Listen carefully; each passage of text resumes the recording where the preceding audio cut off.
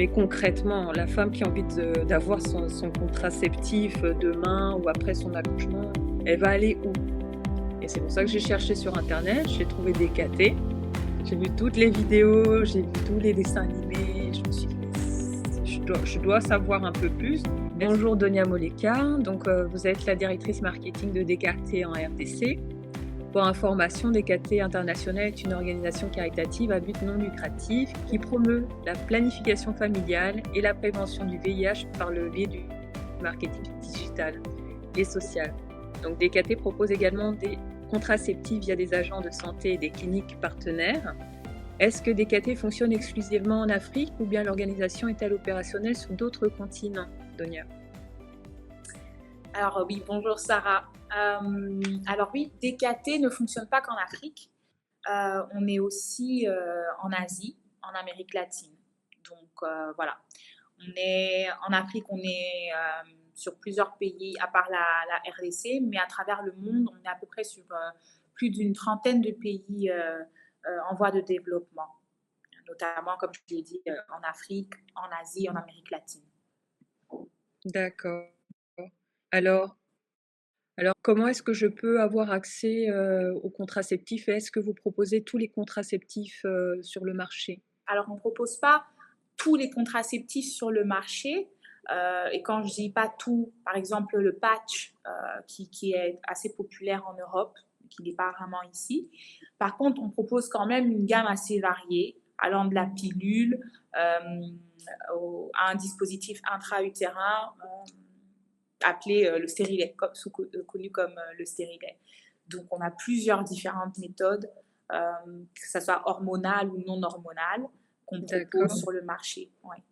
D'accord. Est-ce que vous proposez aussi la pilule du lendemain? Oui. Donc, on a, pour citer un peu les méthodes qu'on propose sur le marché, dans la catégorie pilule, il y a la pilule quotidienne et la pilule du lendemain. Ensuite, dans la catégorie des implants, on a plusieurs marques, mais je ne peux pas citer les marques, mais donc on a les implants, des implants qui vont jusque 3 ans et d'autres qui vont jusque 5 ans. Et ensuite, on a aussi les injectables, donc à renouveler tous les 3 mois. Et ensuite, à part les injectables, on a les dispositifs intra-utérins. Voilà. D'accord. Je rebondis sur ça pour te demander, souvent, on a l'impression, enfin beaucoup de femmes ont l'impression que les contraceptions coûtent cher. Est-ce que c'est vraiment cher ou... Je vais surtout parler par rapport à la RDC. Ouais. Je sais qu'en Europe, la contraception peut être assez chère. Mais en RDC, à travers DKT, on essaye de pouvoir offrir des contraceptifs à des prix vraiment abordables. Donc, beaucoup sont revenus vers nous en nous disant « Mais DKT, vous êtes une ONG, pourquoi vous ne les donnez pas carrément gratuits ?»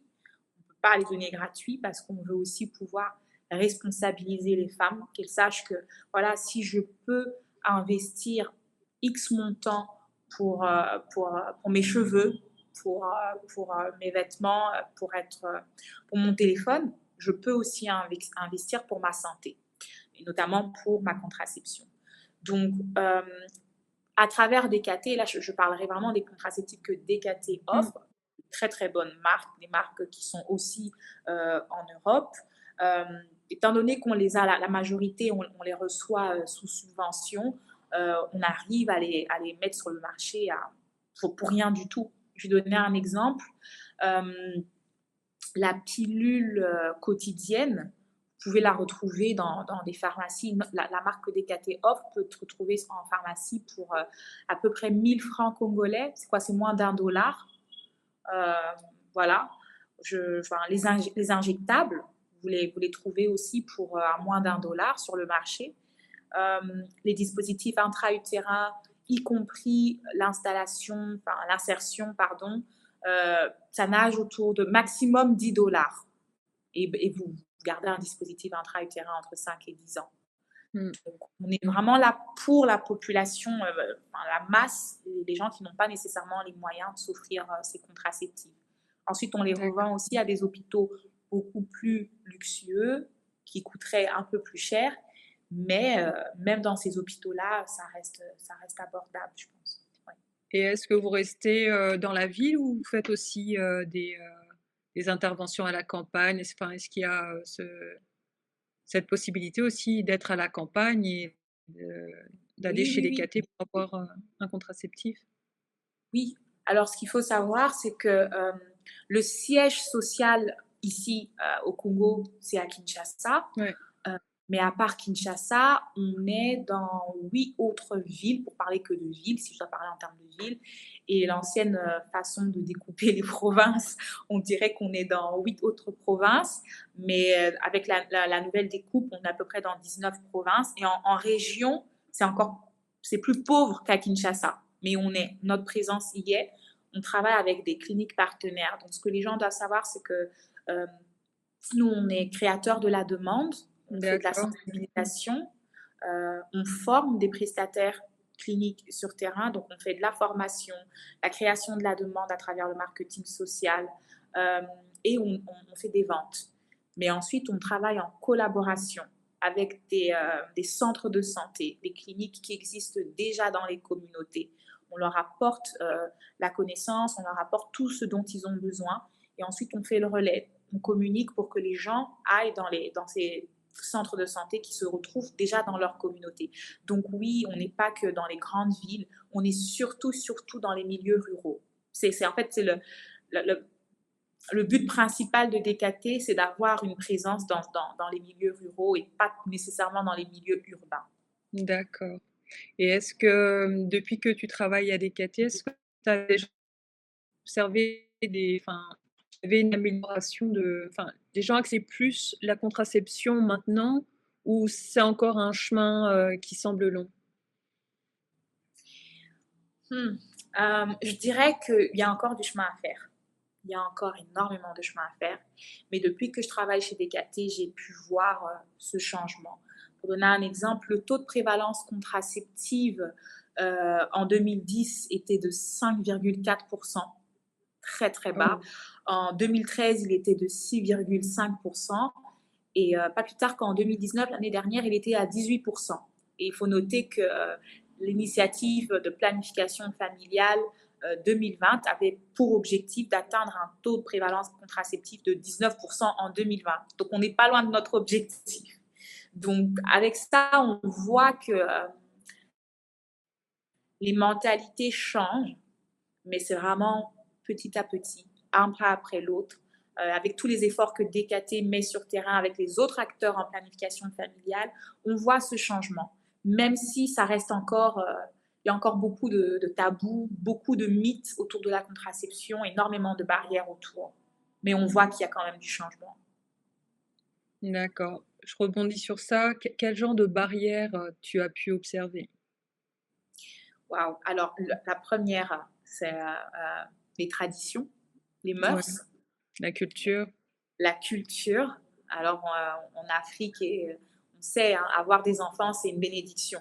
Donc, quand on va sur terrain, automatiquement, avec nos équipes de jeunes ambassadeurs qui sont sur terrain, c'est le premier truc. Oui, mais avoir des enfants, c'est une bénédiction. Avoir des enfants, c'est une bénédiction. Il ne faut pas interrompre ça parce que donc, les religions aussi, hein, voilà, cette perception que parce qu'on est religieux, on ne doit pas interrompre le cycle de la vie. Et ce qu'on essaye de faire comprendre aux gens, c'est pas nécessairement qu'on vient interrompre le cycle de la vie, mais on vient avec des solutions pour vous aider à planifier. C'est vrai qu'avoir des enfants, c'est une bénédiction, et ce qu'on leur dit, mais dans quelles conditions? Une bénédiction quand vous n'avez pas d'argent pour subvenir à leurs besoins, là, je ne pense pas nécessairement que ça soit une bénédiction. Donc, il y a vraiment un travail de fond qu'il faut faire et qu'on est en train de faire pour voir ces mentalités changer. Donc, à part la tradition, la culture, les mœurs, la religion, il y a aussi tous ces mythes autour de la De la contraception. contraception. Voilà, et notamment ce besoin de procréer. Et donc, il y a cette peur de la stérilité. Donc, il y a plein de mythes, enfin, toutes ces craintes qui viennent, la contraception va vous rendre stérile, etc. Donc, il y a tous ces mythes-là. Et une grosse barrière aussi qu'on rencontre, c'est, oui, ben, la censure. La censure et je dirais les lois qu'il y avait autour de la contraception et de la planification familiale. Quand j'ai commencé chez DKT, en RDC, il n'y avait pas encore de loi en faveur de la planification familiale. On était encore sous une loi qui datait de l'époque coloniale, une loi qui interdisait toute pratique qui voudrait interrompre la procréation. On était encore sur une loi qui datait de l'époque coloniale. Alors on pouvait quand même fonctionner parce que l'ancien président Mobutu avait fait un arrêté pour justement permettre qu'il y ait la planification familiale en RDC, mais de manière officielle, la loi n'avait pas changé. Ce n'est qu'en décembre 2018 que l'ancien président Joseph Kabila a autorisé une loi en faveur de la planification familiale après plusieurs années de plaidoyer. Donc maintenant, yes, on a enfin cette loi qui autorise officiellement l'accès et la promotion de la planification familiale et des méthodes de contraception en RDC. Mais ça, c'était aussi une barrière à la contraception. Est-ce que les hommes sont moins enclins à la contraception, enfin, à accepter la contraception de leur femme, ou ça change un peu? Est-ce qu'ils viennent vous voir en couple, ou est-ce qu'ils viennent, ou c'est, enfin, je sais pas, j'ai l'impression que, est-ce que c'est la femme qui vient, ou ils arrivent à venir en couple pour en parler avec DKT? Très bonne question. De ce qu'on voit, les femmes viennent seules. Les femmes viennent seules. C'est très rare de voir une femme qui vient avec son conjoint pour demander une méthode de planification familiale, une méthode de contraception. Alors, on a fait quelques études sur terrain, des petites enquêtes. Quand on interviewe les femmes, elles vous disent que mon mari ne veut pas. Donc, donnez-moi une méthode de contraception invisible. Invisible, parce que je veux pas qu'il le sache. Beaucoup de femmes disent ça. Et ça, c'est les femmes plus âgées, évidemment. Mais quand on interviewe les plus jeunes, là, c'est beaucoup plus ouvert, c'est beaucoup plus accessible. Au contraire, les jeunes garçons, c'est eux qui vont acheter même certaines méthodes de contraception. Par exemple, dans les pharmacies, les filles ont honte d'y accéder parce qu'on va être jugé, et donc c'est leurs copains qui y vont. On a fait aussi des tests par rapport à nos visuels, notre manière de communiquer, et on voyait que les femmes aspiraient à avoir de plus en plus des visuels de couple, parce qu'elles disaient, la responsabilité, elle ne revient pas qu'à nous, elle les partage. Donc, on essaye de plus en plus d'introduire les hommes dans le dialogue de contraception. Et il y a quand même... en fait, j'ai envie de dire, les hommes, quand ils connaissent pas, ils sont très réticents. Mais une fois qu'on a réussi à entamer le dialogue, ils deviennent beaucoup plus ouverts. Et donc, je pense que si on arrive à inclure de plus en plus d'hommes dans cette discussion, ça va favoriser une augmentation dans le taux de prévalence contraceptive aussi. Donc, c'est vraiment un point stratégique dans notre manière de communiquer maintenant et de sensibiliser. Oui, et puis ils peuvent faire aussi, ils peuvent avoir aussi un rôle de relais. Tout à fait. Donc, vis-à-vis des filles avec qui ils sont, c'est moi, je veux pas d'enfant maintenant. Est-ce que tu prends une pilule? Est-ce que tu prends quelque chose? Ah oui, bah non, moi, j'ai pas envie d'avoir un accident. Donc, oui. Oui, en fait, peut-être c'est une génération qui est un peu plus responsable, non? Où ils se rendent compte que c'est vraiment, enfin, pas dur d'élever un enfant, mais qu'il faut le choisir aussi. Que c'est une bonne chose aussi de choisir quand vouloir un enfant. Tout à fait. Non, mais on peut le dire, c'est dur d'élever un enfant en RDC vu les conditions dans lesquelles ces jeunes vivent. Notre audience, c'est surtout ces personnes-là. Leur rêve, c'est de terminer l'école. Elles ne peuvent pas terminer l'école parce qu'elle est tombée enceinte. Et on sait comment ça se passe. Une fois que tu tombes enceinte, qu'est-ce que la famille fait? On te chasse de la maison et tu vas habiter chez ce garçon. Un garçon qui ne travaille pas, qui n'a pas d'entrée. Et du coup, le poids de cette responsabilité, c'est même pas lui qui l'assume, c'est ses parents qui l'assument. Donc oui, c'est très dur, c'est ça. Et c'est justement ça le slogan de notre petite campagne Batela Lobinayo, qui veut dire protège ton futur, et c'est Batela Lobinayo, mon bébé quand je veux. Ouais. Donc ça, c'était la première édition. Maintenant, on a l'édition avec un couple, notre bébé quand on veut. Vraiment pour dire, choisissez le bon moment pour avoir un enfant. Ouais. Bah, ce que je me dis aussi, c'est que j'ai l'impression qu'il y a tellement, comment dire, l'avortement, enfin l'avortement clandestin, on va parler comme ça, c'est toujours, enfin, ça arrive toujours parce que la fille n'a pas de contraception. Est-ce que c'est un message aussi qui est véhiculé dans ce sens-là ou pour éviter un avortement, ben, prenez une contraception. Enfin, est-ce que les jeunes comprennent ça ou ils attendent vraiment qu'il y a un accident et puis à un moment donné, ben, il y a plus rien à faire et puis alors on essaye de trouver une méthode étrange chez quelqu'un de bizarre et on peut perdre la vie avec ça. Ouais. Mais dans notre manière de communiquer, oui. Dans nos campagnes DKT, on est vraiment, on est réputé pour être les personnes qui poussent un peu et qui repoussent les barrières ici en RDC, quitte à par moments se faire taper un peu sur les doigts. Mais oui, on communique énormément sur ça et de faire comprendre aux jeunes, avant d'arriver à un avortement, vous avez cette panoplie C'est ça. moyens qui vous est offert. Mais la route est encore longue. Le chemin est encore très, très long. Il y a beaucoup de travail à faire, à continuer sans cesse. Mais les résultats sont déjà là. Honnêtement, depuis que je travaille chez DKT, je vois Une énormément amélioration. d'amélioration. Alors surtout que maintenant, on est implanté, on a notre programme Batela Lobinayo qui était juste dans les communautés avec la méthode père éducateur. Mais maintenant, on est même allé dans des universités. Donc maintenant, on a fait des partenariats avec certaines universités de la ville de Kinshasa pour la phase pilote.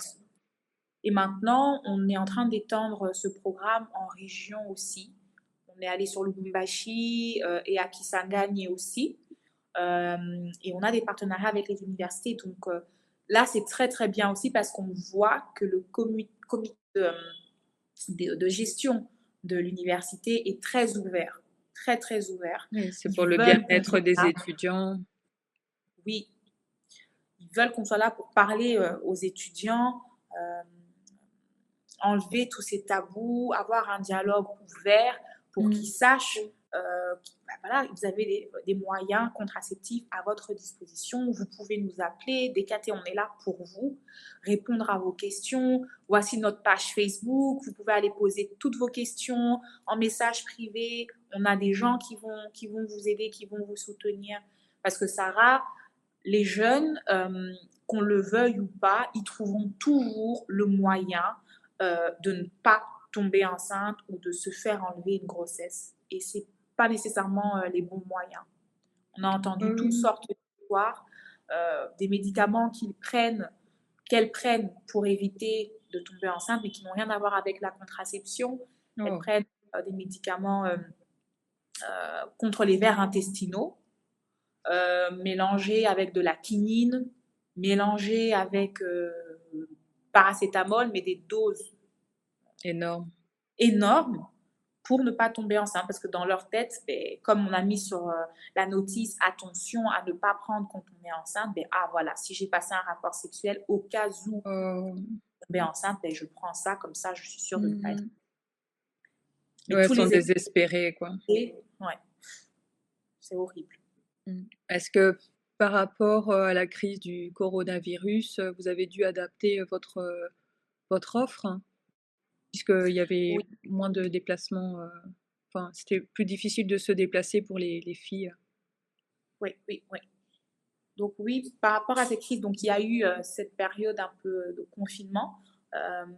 Et donc ça nous a donné pas mal d'idées. On a vu que, on a nos relais communautaires, nos jeunes ambassadeurs et les mobilisateurs communautaires qui sont sur terrain, qui font de la sensibilisation, et certains d'entre eux offrent des méthodes qui n'ont pas besoin de prescription comme la pilule. D'accord. Mais à cause de la crise du Covid, ils n'avaient plus, enfin, nos équipes n'étaient plus sur terrain. Et donc, il s'est fait un besoin énorme de la population, des gens qui demandaient, mais comment est-ce que je fais si si je veux poser une question? Où est-ce que je vais si je veux avoir un implant? Est-ce que vos cliniques sont ouvertes? Donc, il y a eu plein de questions. Alors, c'est vrai qu'avant, on avait quand même sur nos pages, sur les réseaux sociaux, un service à la clientèle qui était là pour répondre à ces questions. Mais il y a eu un boom pendant la période Covid. Et c'est ce qui nous a amené à créer le premier centre de télémédecine en RDC en collaboration avec le Programme national de la santé de la reproduction. Et donc, voilà, il est opérationnel depuis le 26 septembre. Maintenant, les personnes peuvent appeler. On a des prestataires, des personnes qui sont formées, non seulement qui sont des médecins, mais ils sont formés à la planification familiale, aux méthodes contraceptives. Et ils peuvent orienter les femmes, les hommes aussi, désireux d'obtenir des informations sur la contraception, sur le port du préservatif, parce que oui, même ça, beaucoup ne savent toujours pas. Oui, d'où plein d'accidents. Exactement. Et aussi où se rendre si on a besoin d'avoir une méthode. Donc, pour le moment, on a lancé avec le réseau Orange. Donc, pour tous les numéros Orange, les appels sont gratuits. Dans les semaines qui suivront, on pourra communiquer un numéro plus court qui sera gratuit pour toutes les autres lignes. Mais pour le moment, c'est le 089 29 1 et puis 4 x 7. Est-ce qu'il y a un âge limite pour avoir accès aux contraceptifs de DKT ou même les mineurs peuvent venir demander un contraceptif, une solution? Ouais, c'est une très bonne question. En fait, l'objectif pour DKT, c'est que tout le monde puisse avoir accès. Toute femme en âge de procréer peut avoir accès à nos méthodes contraceptives. Maintenant, tout dépend d'une clinique à une autre. Certaines cliniques vont demander, si la fille est mineure, vont quand même demander d'avoir un accord parental. Surtout, ça dépend de la méthode qu'elle choisit aussi. Mais pour DKT, on le dit, toutes les femmes en âge de procréer ont accès à droit à avoir une méthode contraceptive. Ça, c'est important parce que j'ai l'impression qu'il y a beaucoup de très jeunes filles, même après un rapport comme ça, peut y avoir quand même un accident. Donc, c'est bien qu'elles n'aient pas à se poser 1000 questions et qu'elles puissent se dire, bah tiens, c'était hier et je peux avoir une pilule du lendemain. Et ça, ça sauve. Hein. Oui, ça, c'est un gros problème, Sarah. Je pense on se voile la face énormément. On avait conduit un focus group avec des parents et leurs enfants dans 2 pièces. Mais on posait la question aux parents, combien parmi vous pensent que vos enfants sont déjà sexuellement actifs? Et les filles elles avaient entre 13 et 18 ans. D'accord. Non, 12. La plus jeune avait 12 ans. De 12 à 18 ans dans la pièce. Et tous les parents, l'unanimité, tous les parents ont répondu non. Elle n'est pas sexuellement active. Et quand on est passé aux filles, 98% des filles étaient sexuellement actives. Donc on voit le gap. Et enfin, elles n'ont pas d'informations. Oui, surtout de la part de leur maman, j'imagine qu'elles n'ont pas non plus l'information. Non, pas du tout. Donc on essaye aussi dans notre sensibilisation d'encourager les parents à avoir un dialogue ouvert avec leurs enfants en matière de sexualité. Après, chaque parent saura comment, mais on a aussi beaucoup de parents qui viennent vers nous pour nous demander comment je m'y prends. Moi, ce que j'aime bien raconter, c'est que j'ai une amie, elle a 5 enfants. Elle a 5 enfants et elle a toujours pris des contraceptifs et à chaque fois, quand elle voulait un enfant, bah, elle arrêtait et elle a 5 enfants en très bonne santé, donc il y a pas de déformation, elle a jamais été stérile et je Oui. pense qu'il y a beaucoup de femmes, elles ont pas non plus cet exemple-là de femmes, bah, tiens, j'ai plein d'enfants parce que j'ai choisi d'avoir des enfants, parce que c'était son choix Mmh. d'avoir plein d'enfants. Et ça, c'est un point important que tu viens de relever. Elle voulait avoir des enfants et avoir Ouais, plein d'enfants, mais elle a choisi le bon moment et comment le faire. Et c'est ce qu'on essaie aussi de dire à ces femmes et à toutes ces jeunes filles. On ne vous mmh, interdit pas d'avoir des enfants. On vous dit, ayez vos enfants, mais au bon moment et de la c'est bonne manière. Pas n'importe comment, c'est juste ça. et je pense qu'il Alors, faut être responsable aussi vis-à-vis de la vie qu'on met au monde. C'est-à-dire que se dire: «Bah, tiens, bon, il est là parce que je veux qu'il soit là» et pas regarder l'enfant en se disant: lui là, c'était un accident». Donc ça, c'est pas cool, mais il y a plein d'enfants qui souffrent de ça, hein. Il y a oui, moi aussi, je suis pour celles qui pensent qu'il faut juste leur offrir un choix et les laisser choisir. Laisser à la femme le droit de choisir ce qu'elle veut faire de sa vie.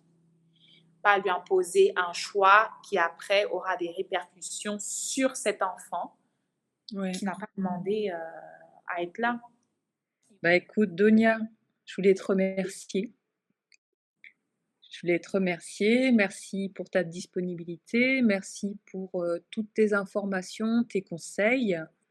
Et je ne peux que féliciter, ben, le travail, ton travail, celui de ton équipe, celui de DKT, autour du monde. Parce que je pense que ça fait vraiment la différence, dans la vie des femmes, pouvoir choisir quand est-ce qu'on va avoir son enfant, c'est déjà lui donner de l'amour. Je pense, on l'attend après, mais au moins on prépare, les conditions, on choisit bien la personne avec qui on veut faire l'enfant, qui sera aussi un bon papa. Faut aussi laisser la part au hasard, hein, j'ai envie de dire. Oui, oui, pas planifié à l'excès, mais un peu quand même. Voilà. Mais moi, je te remercie. Merci de m'avoir accordé ces quelques minutes pour parler de mon travail, pour parler de TKT et surtout pour l'intérêt porté à cette cause, qui est une noble cause, pouvoir donner aux femmes le choix de choisir ce que sera son destin, ce que sera sa vie. Donc voilà, encore une fois, un grand merci. Ça m'a fait plaisir de pouvoir Merci à toi, parler de Donia. ce que tu fais et de faire profiter à tout plein d'autres femmes. Voilà, Bah, je pense que ça sera très utile en tout cas. j'espère. Merci beaucoup, Donia. Merci Sarah. À très bientôt. À très bientôt aussi.